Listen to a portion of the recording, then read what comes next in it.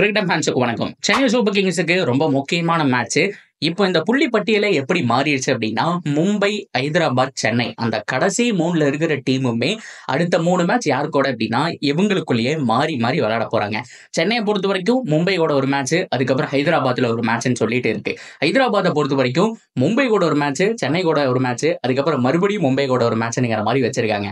So மும்பையை பொறுத்த வரைக்கும் ஹைதராபாத், சென்னை கூட மேட்ச் அப்படிங்கிற மாதிரி மாறி மாறி இந்த 3 பேருக்குள்ளேயே அடிச்சுக்க போறாங்க. ஸோ கடைசியா இந்த 3 மேட்சும் நடந்து முடிச்சதுக்கு அப்புறம் யாரு டாப்ல இருக்காங்களோ, அதாவது 10வது, 9வது, 8வதுன்னு இல்லாம ஒரு 5வது, 6வது அப்படிங்கிற மாதிரி இருக்காங்களோ அவங்களுக்கு தான் பிளே ஆஃப் வாய்ப்பு. அதை தொடர்ந்து 2 மேட்ச் 3 மேட்ச் தோத்தவங்க அப்படியே வெளியே போக வேண்டியதான். ஸோ இந்த வாரம் ரொம்ப குரூசியலான வாரங்க. அடுத்த 8 கேம் அப்படிங்கிறது ரொம்ப முக்கியமான விஷயம். சென்னையை பொறுத்த வரைக்கும் ரொம்ப முக்கியமான ஒரு விளையாட்டு போட்டிகளா பார்க்கப்படுது. ஸோ அந்த வகையில 7 கேம்ல 7மே ஜெயிக்க முடியுமா? தோனி அவர்கள் போட்ட மாஸ்டர் பிளான் என்ன? ஸோ இதுக்கப்புறம் சென்னை சூப்பர் கிங்ஸ்ல இளம் வீரர்கள் தான் இருப்பாங்களா அப்படிங்கிறத பார்க்கலாமா? ஸோ இப்போதைக்கு 17 வயசு பையனை டீம்ல எடுத்திருக்காங்க. ஸோ ஆயுஷ் மாத்ரே, இந்த பையன் பயங்கரமா ஆடிட்டு இருக்கான்.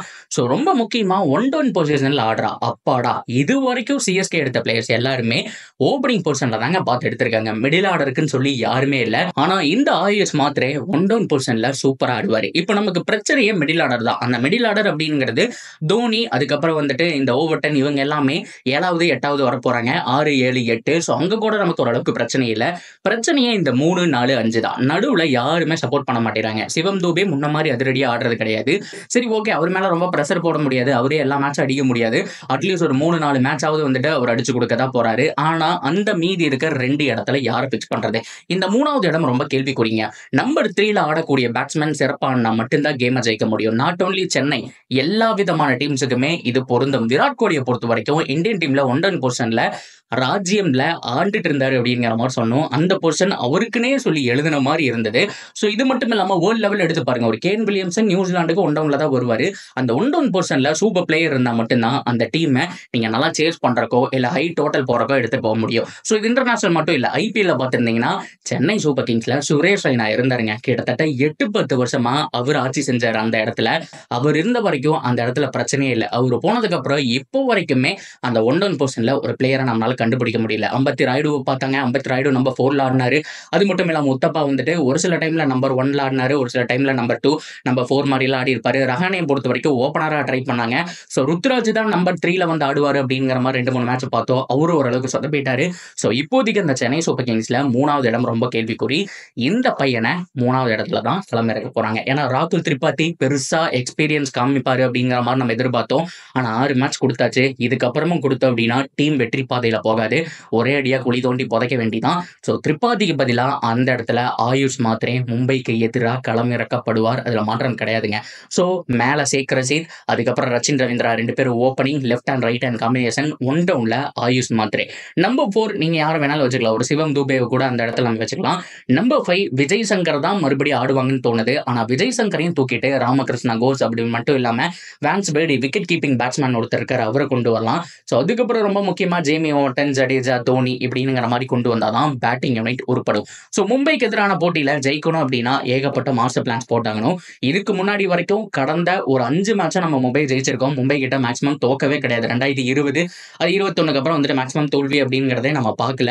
ஸோ இருந்தாலுமே பார்த்தோம் அப்படின்னா அவங்க கூட இந்த மேட்ச் மஸ்ட் வின் கேம். அவங்க ஃபுல் ஃபார்ம்ல இருக்காங்க.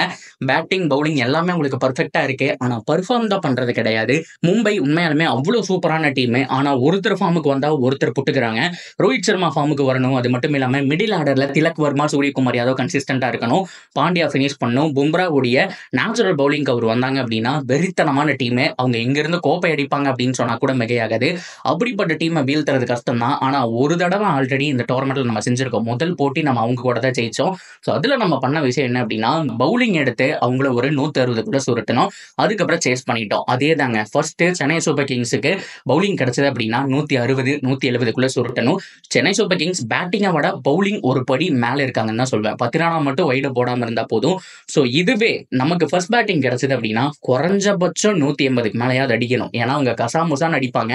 ரோஹித் சர்மாக்கெல்லாம் மாட்டிடுச்சுன்னா பவர் பிளேலயே மேட்சை முடிச்சு கொடுத்துட்டு போயிட்டாருங்க. ஒரு 70 ரன் 80 ரன் போட்டு கொடுத்துட்டு போயிட்டாருன்னா மீதி 100 ரன் கண்டிப்பா அந்த பக்கம் திலக் வர்மா, சூரியகுமார் யாதவ், பில் ஜாக்ஸ், ஹர்திக் பாண்டியா, நமன் தீர் வாரியர் அப்படிங்கிற மாதிரி ராட்சசத்தனமான ஒரு பேட்டிங் யூனிட் இருக்குது அந்த பக்கம். ஸோ அதனால கண்டிப்பா குறைஞ்சபட்சம் 180 அதிகபட்சம் 200க்கு மேல போட்டாதான் மும்பை கூட ஜெயிக்க முடியும். இது வரைக்கும் 200ங்கிற டோட்டலையே நம்ம தொடல. ஆக்சுவலா தொட்டோம் அந்த மேட்சை நம்ம தோத்துட்டோம் அப்படிங்கிற மாதிரி சொல்லி ஆகணும். ஸோ இந்த தடவை வெறி கொண்டு ஆடினா மட்டும்தான் ஜெயிக்க முடியும். மீதி 7 போட்டிகள் இருக்கு. அட்லீஸ்ட் 6 ஜெயிக்கணும். ஆனா அவங்களோட மைண்ட் செட்ல 7ல் 7 அப்படின்னு இருந்தாதான் ஓரளவுக்கு நம்மளால முன்னேறி போக முடியும். ஒரு ரன் ரேட்டு ரொம்ப முக்கியம். தோத்தாலுமே கிட்டத்தட்ட ஒரு 5 ரன் வித்தியாசத்துல தோக்கிறது, ஒரு 10 ரன் வித்தியாசத்துல தோக்கிறது, இந்த மாதிரி இருக்கணும். சும்மா ஒரு 50 ரன் 60 ரன் வித்தியாசத்துல தோத்துட்டோம் அப்படின்னா இங்கேயே சென்னையை குழி தோண்டி புதைச்சிட்டு போக வேண்டிதான்.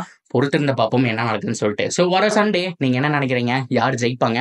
சென்னை சூப்பர் கிங்ஸோட பிளேயிங் 11 எப்படி இருக்கணும்? ஸோ ஆயுஷ் மாத்திரை சின்ன பையன் உள்ள வந்திருக்கான், அவனை பத்தி என்ன நினைக்கிறீங்க அப்படின்னு எல்லாத்தையும் கமெண்ட்ல சொல்லுங்க. தொடர்ந்து அப்டேட்டுக்கு சேனலோட இருந்துருங்க. சப்ஸ்கிரைப் பண்ணி சப்போர்ட் பண்ணுங்க.